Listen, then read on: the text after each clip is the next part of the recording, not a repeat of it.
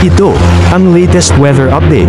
Alamin ang pinakasariwang ulat panahon ngayon dito sa Information TV Educational Channel. Image as well as yung latest bulletin po natin as of 10 p.m. Itong si Bagyong Christine ay huling namataan sa layong 480 kilometers silangan ng Katarman, Northern Samar.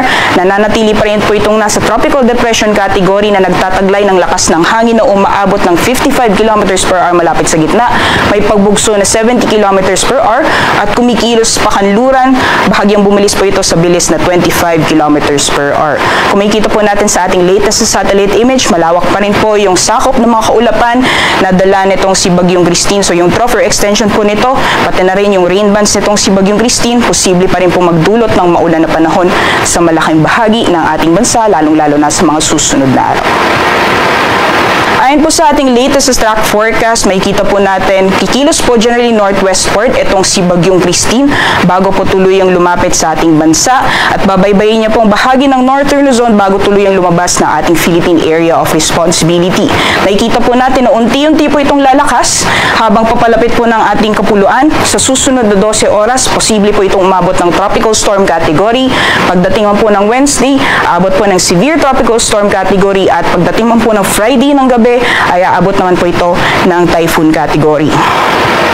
Kung makikita din po natin sa ating latest forecast track, maaaring maglandfall po ito as a severe tropical storm sa may bahagi ng northern Luzon. Although kung makikita po natin, malawak pa rin yung sakop nitong forecast probability cone. So hindi lamang po sa area ng northern Luzon may posibilidad na maglandfall yung sentro nitong si Bagyong Christine. Maaari din po sa may bahagi ng central Luzon, gayon din sa may bahagi ng extreme northern Luzon. So monitoring lang po tayo ng updates sa magiging pagkilos nitong si Bagyong Christine sa mga susunod na araw. Makikita din po natin malawak din yung malakas na hangin na dala nitong si Bagyong Christine. Nakapaloob din dyan sa area na highlighted ng orange or yellow, yung areas po sa may bahagi ng eastern Visayas, gayon din sa northeastern portion ng Mindanao, pati na ng ilang bahagi ng Bicol region.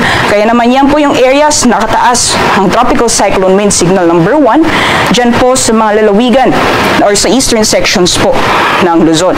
Signal number 1 po ay nakataas sa eastern portion ng Isabela, southeastern portion ng Quirino, yun din sa southern portion ng Nueva Vizcaya, Aurora, northern at eastern portions ng Quezon kasama ang Pulilio Islands, yun din sa Marinduque. Signal number 1 din sa Camarines Norte, yun din sa Camarines Sur, Albay, Sorsogon, Masbate kasama ang Tigao at Burias Islands, sa Catanduanes, northern Samar, eastern Samar, sa Biliran, Leyte, southern Leyte, gayon din sa may Dinagat Islands at Surigao del Norte.